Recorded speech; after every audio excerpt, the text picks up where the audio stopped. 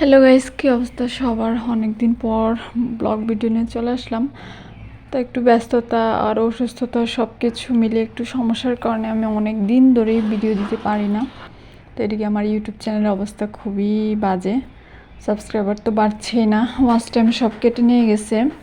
তো দুঃখের বিষয়, এই অসুস্থতার কারণে আমার কবুতরটা ছেড়ে রাখছিলাম, কোথায় যে চলে গেছে নিজেও জানি না। তো শখ করে দুটো কোয়েল পাখি নিয়ে আসছে, এবার দেখি কবুতর তো পারলাম, এখন কোয়েল পাখি। তো কোয়েল পাখি আরও বেশি কষ্ট করতে হয়। তো এই যে এইগুলা, এই বুকের মধ্যে যেটা এরকম দাগ বেশি থাকে এটা নাকি মহিলা, আর যেটা কম থাকে ওইটা নাকি পুরুষ। তো এরকম একটা বুঝালো, তো জানি না, ইউটিউবে দেখার পর এটা দেখলাম, কিন্তু কেনার সময় লোকটা বললো যে পুরুষ মহিলা দুটো জোড়া দিয়ে দিছে, এখন তো জানি না। তো ওদেরকে আবার এই যে এরকম টাইপের জিনিসে খাবার দিতে হয়। তো এখানে খাবার দিলে মানে ওরা একটু ছড়ানো ছিটানি একটু কম হয়, কারণ এইভাবে যদি বাটিতে বা কোনো জায়গায় খাবার দেয় তাহলে মানে গা ছিটছিটা করে সারাদিন খায় আর পুরো এলোমেলো করে ফেলে, যার জন্য হচ্ছে এই বাটিগুলোতেই খাবার দেয়। আর ইউটিউবে দেখলাম যে ওরা একটু মানে ঘাস, তারপরে পোকামাকড় একটু খেতে পারলে নাকি একটু ডিম ভালো দেয় বা এরকম কিছু একটা, তো জানি না আসলে ডিম দেওয়ার কোনো বা ডিম খাবো বা ডিম হবে এরকম কোনো কিছুর কোনো আশা নিয়ে আসি নাই। তো শখের বশতে ভালো লাগে পাখি পালন করতে। তো 4 দেয়ালের বিল্ডিংয়ের মাঝে একটু পাখি পালন করা কষ্ট, তো এগুলো একটু বেশি আওয়াজ করে, তো এগুলো আবার কমপ্লেন দেওয়ার সম্ভাবনা বেশি থাকে।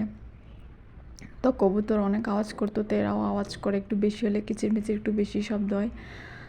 তো এর জন্য আমার মানি প্ল্যান্ট থেকে পাতা ছিঁড়ে একটু পাতা খেতে দিচ্ছিলাম, কিন্তু খাচ্ছে না। তো এত পরিমাণ পায়খানা করে, মানে সারা দিন খায় আর পায়খানা করে কবুতরের থেকেও বেশি। তো ইউটিউবে দেখার পর ওদের 2বার করে পরিষ্কার করতে হয়। তো আমি চিন্তা করতেছি যখন বাড়িতে চলে যাব তখন এদেরকে কি করব, কোথায় কি করব বা কি আসে বিষয়ে কিছুই বুঝতে পারতেছি না। তো যাই হোক, নিয়ে আসছি, পালতে থাকি। আরও আনতে পারতাম, কিন্তু ভাবলাম যে যদি মরে যায় এর বয়ে নিয়ে আসলাম। এই যে একদম খায়, উপরে উঠে উঠে বসে থাকে। দুটো পাখির জন্য অনেকগুলো খাবার দিয়ে ফেলছি। তো এই খাবার খেতে ওদের প্রায় 1 সপ্তাহের উপরে চলে যাবে। তো এখানে খায়, উপরে উঠে হাগু করে। সকালে একবার পরিষ্কার করলাম, তো হাগুর ভিতরে হাগু, মানে খাবারের উপরে হাগু করে দেয়, ভিতরে পড়ে গেলে আবার এগুলো বের করতে সমস্যা। এই যে এই পাতা দিয়ে একটু চামিচের মতো করে বের করছিলাম। তো দেখতেই পাচ্ছেন মানে এই গর্তগুলো, খাবারের যে মুখটা, শুধু মুখটা ঢুকানোর জন্য ছিদ্র করা, তো এগুলোর থেকে আবার বের করাও মুশকিল। তো ফিড খেতে দিছি। তো কালকে আনার সাথে সাথে একটু চাল দিছিলাম, যেহেতু ফিড নিয়ে আসি নাই, পরে নিয়ে আসছি। তো আবার বললো যে চাল খেতে দেওয়া ঠিক না। আবার কত ধরনের কী যে দেখা দেয়। তো আনার পর একটা দেখি ভালোই খাচ্ছিলো, আরেকটা ঝিমাচ্ছিল, শুধু ঝিমাচ্ছিল। তো জিমালে তো অসুখ বিসুখের একটা বিষয় আছে। ইউটিউবে দেখার পর দেখলাম যে না, ঘুমের কারণে বা ক্লান্তি ডিম দিবে এরকম এই বক্কর চক্কর বলে আর কি না।